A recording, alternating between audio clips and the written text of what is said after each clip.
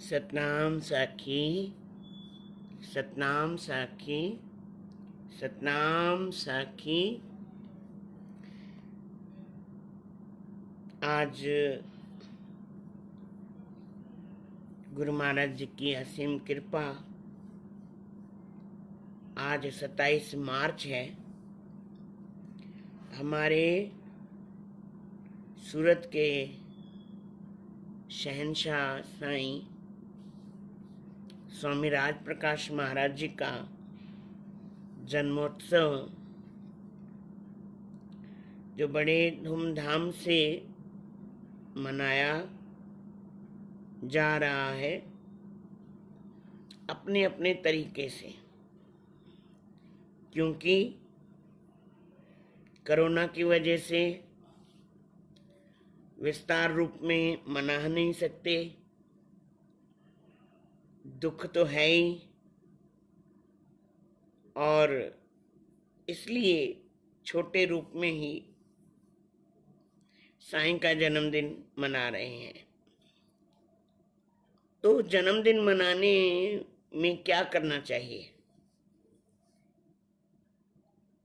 कैसे रहना चाहिए, अपने गुरु के प्रति अंदर में कैसे भाव होने चाहिए।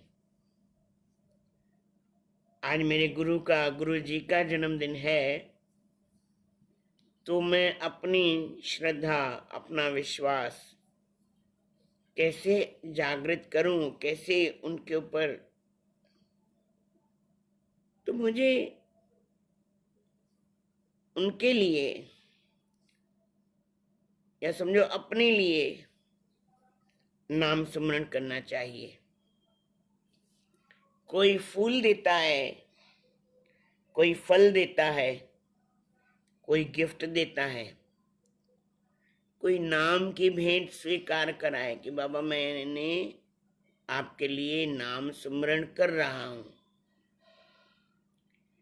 आप अपनी कृपा बनाए रखना, क्योंकि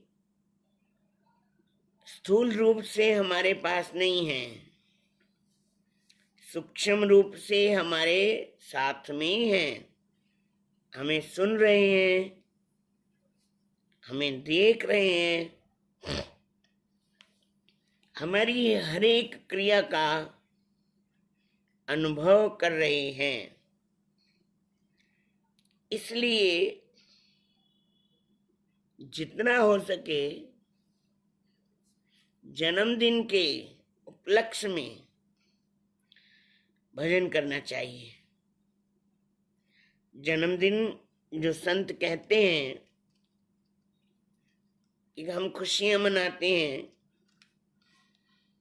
क्योंकि ये जन्म हमारा एक एक क्षण, एक एक सेकंड, एक एक मिनट, जैसे गंगा नदी बहती है, समय का चक्र चलता ही रहता है। समय कभी के लिए नहीं रुकता,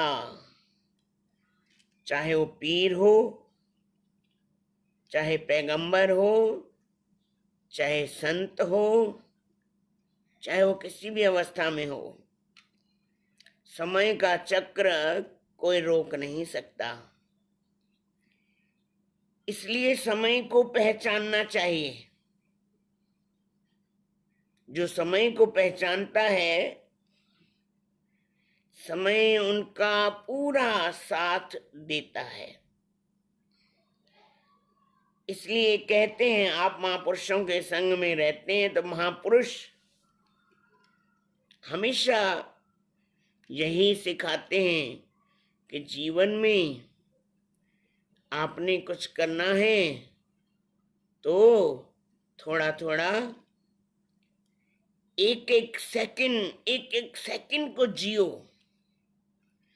अपने आसपास देखो और अपने अंदर में भी देखो, बाहर भी देखो, अंदर भी देखो, और अपने आप को भी देखो, अपने अंदर की हलचल को भी देखो। तो आपको क्या अनुभव होता है जब आपसे मिलना होगा तब आपसे पूछना होगा कि अनुभव क्या होता है। जैसे अभी हम सभी घबरा रहे हैं, चिंतित हैं, क्या होगा, क्या होगा, क्या होगा। हो ये सोई जो राम रचि रखा, होगा वही जो वो चाहेगा। हमारे चाहने से, ना चाहने से कुछ नहीं होने वाला। इसलिए धैर्य धारण करो, भजन करो, नाम स्मरण करो। आपको मैं एक बात बताऊं, चेटीचंड के दिन देखा, चाहे फेसबुक में, सोशल नेटवर्किंग में देखा, सब प्रेमी अपने अपने घरों में प्रेम और श्रद्धा से लाल साईं की स्वरूप को रख के, प्रसाद रख के अपनी भावनाओं को जागृत कर रहे थे। सच में आपको बताऊं, मैं लाल साईं बहुत प्रसन्न होंगे। देखिए एक बात और, हम लाल साईं के पास, दरिया शाह के पास नहीं जा सके। जिसके यहाँ बरसात हुई होगी, सुबह छंडे पड़े, बरसात के कुछ छींटे पड़े, मन में विचार आया कि दरिया शाह के पास हम नहीं जा सके,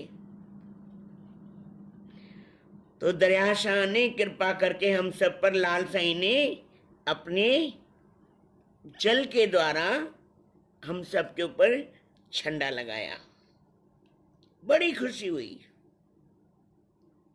ऐसी श्रद्धा रखो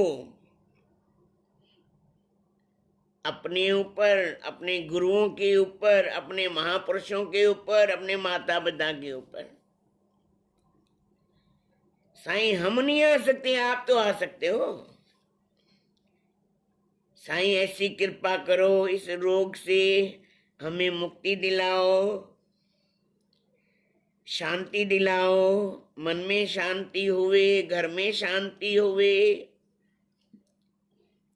जितने भी घर के व्यक्ति हैं, सब ही सबुर से रहें और अपने मन को व्यथित ना करें, दुखी ना करें, क्योंकि आपके सतगुरु आपके पास हैं। बताने की बात तो नहीं है, मैं आपको एक कल वीडियो देखा, हम किसी को दोष देते हैं, हो सकता है हमारा भी दोष हो, हमने भी कहीं ना कहीं गलती की हो, पर कोई अपनी गलती मानने के लिए तैयार नहीं है। कहते ना, प्रकृति के साथ आप खिलवाड़ करते हो। जब प्रकृति अपना रुद्र रूप दिखाती है, फिर डरते भी हो, घबराते भी हो, तो प्रकृति के साथ खिलवाड़ क्यों करते हो? सोचने की बात है। एक माता जी कार में जा रही हैं, देखा था फेसबुक पे, गालियां देती जा रही हैं, और गालियां भी ऐसी गंदी गालियां, उनसे पूछो आप क्या कर रहे हो, वो लोग तो नहीं सुन रहे। उनको तो सिंधी नहीं आती, चाइना वालों को तो सिंधी आती नहीं, हिंदी आती नहीं, वो आपकी भाषा ट्रांसलेट तो नहीं कराएंगे आपकी आवाज सुनने के लिए। कहते ना, जिसकी जितनी भी निंदा करोगे तो निंदा उसकी नहीं होगी, उसका कूड़ा कचरा आपके पास आ जाएगा। इसलिए मेरे आप सबसे हाथ जोड़ करके प्रार्थना है कि आप ऐसा न करो, निंदा न करो। कहते ना, जो करेगा वो भरेगा। इस हाथ करो, इस हाथ भरो, क्योंकि उसने भी भरा है। उसने ये नहीं सोचा था कि जो मैं कर रहा हूं ये मेरे मुल्क के ऊपर आकर पड़ेगा। तो इसलिए हमें किसी की निंदा नहीं करनी है। हमारे भारत देश में भारतवासी संत और सतगुरु कभी किसी की निंदा करना नहीं सिखाते। हम इतनी उनको गालियां दे रहे हैं, ये कर रहे हैं, वो कर रहे हैं, तो हम क्या कर रहे हैं? क्या वो आपकी बात सुन रहे हैं? नहीं सुन रहे। आप अपना कर्म बना रहे हैं। आप अपने कर्मों के लिए कैसी पूंजी जमा कर रहे हैं? आप क्या कर रहे हैं? एक गंदगी की टोकरी आप अपने सिर पर रख रहे हैं। एक बात सुनी थी और मैं जहां कहा ये बात बताता भी हूं कि हमारे शहंशाह साईं जब गीता का ज्ञान बताते थे, गीता का सत्संग करते थे गीता के ऊपर, तो ऐसी छोटी छोटी बातें जो सीखने जैसी, समझने जैसी, कर्म के द्वारा, योग के द्वारा ऐसी बातें बताते थे। तो कहते हैं अपने बारे में सोचो। आप पास वाला क्या कर रहा है, ये पास वाला क्या कर रहा है, उसके लिए भगवान ने आपको नहीं भेजा है। आप अपने लिए सोचो कि मेरा उद्धार कैसे होगा। भगवान कृष्ण ने अर्जुन को ज्ञान दिया, किसके लिए? अर्जुन के लिए नहीं, हम सबके लिए। तो हम सबने वो ज्ञान सीखा, ज्ञान समझा, कुछ गुण सीखा, कुछ लिया हमने? नहीं लिया, क्योंकि हम समझते हैं कि ये तो ज्ञान अर्जुन के लिए नहीं, अर्जुन के लिए है। तो हमें भी अर्जुन बनना पड़ेगा, तब हमें ये बात समझ में आएगी। देखिए, महाभारत में जब भगवान कृष्ण जाने लगे, तब माता कुंती से और अर्जुन से भगवान श्री कृष्ण पूछते हैं कि अर्जुन, आपको कुछ चाहिए तो बताओ। तो अर्जुन कहते हैं, वो जो युद्ध के मैदान में जो आपने गीता का ज्ञान दिया था, वो ज्ञान फिर से सुनाइए। भगवान हंस दिए, मुस्कुराए। क्यों? अर्जुन को कहने लगे, अर्जुन वो ज्ञान तो अब नहीं आ सकता, क्योंकि उस समय आप भी योग में स्थित थे, हम भी योग में थे। देखिए, इतने घोड़े, इतने हाथी, इतने शंख, इतने शस्त्र और इतनी आवाजें, इतने लोग, उसमें भी गीता का ज्ञान भगवान कृष्ण ने अर्जुन को कैसे समझाया? समझने की बात है। घर में दो भाती हैं, घर में दो प्रेमी हैं, पर कभी हम बनते हैं, कभी हम नहीं बनते। कभी उसका मुंह कहाँ, कभी उसका मुंह कहाँ। तो गीता का ज्ञान कैसे आएगा हमारे पास? गीता सुनने के लिए, समझने के लिए हमें अर्जुन बनना पड़ेगा, धैर्य रखना पड़ेगा और भगवान पे, सतगुरु पे पूर्ण विश्वास रखना पड़ेगा। और हमें भी अपने लिए कुछ ना कुछ भजन करना पड़ेगा। कहते ना, आप नहीं चलोगे, भगवान जी का कहना है ना, आप आओ पग 8, मैं आऊं पग 60। तुम जो कर रहे काठ से, तो मैं लोहे की लाठ। पर भगवान कभी लोहे की लाठ बन ही नहीं सकते। माँ पिताजी कभी लोहे की लाठ बन ही नहीं सकते। ये दोहे, ये बातें हमारी बनाई हुई हैं। समझाने के लिए। माँ, हमारे शहंशाह साईं कहते थे, माँ हाथ उठाती है तमाचा मारने के लिए। जब तमाचा मारती है तो कैसे मारती है, जोर से या धीरे। इसलिए सोचो, समझो, विचार करो, जीवन को बर्बाद न करो, क्योंकि ये जीवन फिर नहीं मिलने वाला है। एक बार अवसर मिलता है, इस अवसर को पहचानो। हमें ना भगवान जी ने 21 दिन, भगवान जी ने अब कैसे, अब देखो हर किसी की बुद्धि अपनी अपनी है। कोई गलत बात सोचेगा कि भगवान जी ने हमने बंद किया है, कि आपको अवसर मिला है 21 दिन का कि आप भजन कर लो। 21 दिन के लिए आपको एक अवसर मिला है अपने आप को समझने का, अपने जीवन को समझने का, अपने व्यक्तित्व को समझने का, अपने अंदर वाले को देखने का। कौन है वो, क्या उसका रूप है, कैसा उसका रंग है, कैसा उसका आकार है। इसको समझने के लिए शांति से, आनंद से भगवान जी ने हमें 21 दिन दिए हैं कि आप सुबह उठो। कितना सोओगे, चलो ये बताओ, सोओगे कितना? आज हमारे महाराज जी ने एक श्लोक लिखा हुआ था, चिंता करोगे तो बीमारी मिलेगी। ध्यान से सुनना, चिंता करोगे तो बीमारी मिलेगी, चिंतन करोगे तो बिहारी मिलेंगे। समस्याएं तो आएंगी, जीवन में समस्याएं आएंगी, तो इस समस्या को समस्या न समझो। इस समस्या का भी समाधान एक ही है, भजन।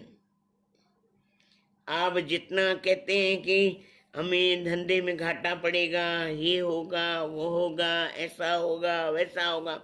एक प्रेमी थे, आप विश्वास करें न करें, पर मेरे मन में आई है तो मैं सुनाता हूँ। जैसे चौथ के दिन हमारे यहाँ प्रेमी आते हैं बाहर से, या बड़ौदा के, वारसिया के बहुत सारे प्रेमी हैं। बड़ा भंडारा होता है, आम भंडारा होता है, तो शाम को अपनी दुकानें बंद करके आते हैं। पहले हमारे शहंशाह साहब पूछते थे उनसे, दुकान बंद करके आए? बोले जी महाराज जी। किसके 2 भाई हैं, किसके 3 भाई हैं, किसके 4 भाई हैं? बोले हाँ महाराज जी, हम बंद करके आए। जब उनसे पूछते थे कि भाई एक जना दुकान खोल लेता, बोले नहीं महाराज, हमें तो जब दूसरे दिन दुकान खोलते हैं उसे दुगना ही मिल जाता है। तो ये क्या है, ये क्या है? विश्वास? क्या हमें विश्वास नहीं है? क्या हमें विश्वास नहीं है? विश्वास रखना चाहिए। आपको मैं कल एक विश्वास के ऊपर हमारे सदगुरु टेवराम महाराज जी के जीवन चरित्र में से एक विश्वास का आपको बताऊंगा। टॉपिक बहुत अच्छा, समझने वाला, जानने वाला है। तो इसलिए 29 तारीख का चौथ है। जैसे आपने चेटीचंड अपने घर में मनाया है, ऐसे ही चौथ के दिन अपने घर में सुबह उठकर नहा धोकर सतगुरु महाराज जी के जो आपने मंदिर बनाया हुआ है, पहले तो सफाई कीजिए। अभी सफाई करने का भी टाइम मिल गया हमें। मंदिर साफ कीजिए, साफ सुथरा कीजिए, और जोत जलाइए, जल रखिए, और सदगुरु महाराज जी की आरती कीजिए और डोडा चटनी प्रसाद जितना भी आप, 2 डोडे, चाहे चावल के, चाहे बाजरी के, चाहे ज्वार के, या ब्रेड, जो आपको अच्छा। डोडा, गुरु महाराज जी डोडे को पसंद करते थे, तो 2 डोडे और थोड़ी चटनी प्रसाद रखिए, पलाव पाइए, अरदास करिए, आरती करिए और इस रोग के लिए, इस महामारी के लिए सदगुरु महाराज जी को प्रार्थना करिए। हे सदगुरु महाराज, इस रोग महामारी को पूरे विश्व से, भारत नहीं, हिंदुस्तान नहीं, पूरा विश्व, पूरी धरती हमारा अपना घर है। जितने भी जान गंवा चुके हैं उन सब के लिए प्रार्थना करिए और अपने लिए भी प्रार्थना करिए। सदगुरु महाराज सबकी सुनते हैं तो हम सबकी सुनेंगे। फिर कल 8 बजे आपसे फिर मिलेंगे। जितना हो सके शेयर कीजिए, क्योंकि आपके ग्रुप में कितने सारे प्रेमी जुड़े हुए हैं। अगर किसी को कोई बात अच्छी लगी तो हो सकता है आपका फेसबुक पर आना, लाइव सत्संग करना, शायद किसी की बात समझ में आ जाए तो उनका जीवन सुधर जाएगा, बन जाएगा। तो इसलिए भगवान ने हमें इतनी सुविधाएं दी हैं कि हम अपने जीवन को अच्छे से अच्छा, बढ़िया से बढ़िया बनाएं, सीखें, समझें, विचार करें और मनुष्य चोले की कदर करें। ज़रूर से ज़रूर शेयर कीजिएगा। एक बात और, YouTube में भी हमारे शहंशाह साईं के और इस दास के सत्संग हैं, सब्सक्राइब ज़रूर कीजिएगा, क्योंकि आपके ग्रुप में जितने भी लोग हैं सब सुन सकते हैं, सब लाभ ले सकते हैं। तो YouTube में भी सब्सक्राइब ज़रूर कीजिएगा और बेल आइकन पे ज़रूर अपनी एक घंटी बजाइएगा। सतनाम साखी, सतनाम साखी, सतनाम साखी। मेरे साथ बोलिए 3 बार। जिए शहंशाह साईं, जिए शहंशाह साईं, जिए शहंशाह साईं। सतनाम साखी। धन गुरु टेऊ राम, धन गुरु टेऊ राम, धन गुरु टेऊ राम। सतनाम साखी। कल 8 बजे फिर मिलेंगे आपसे।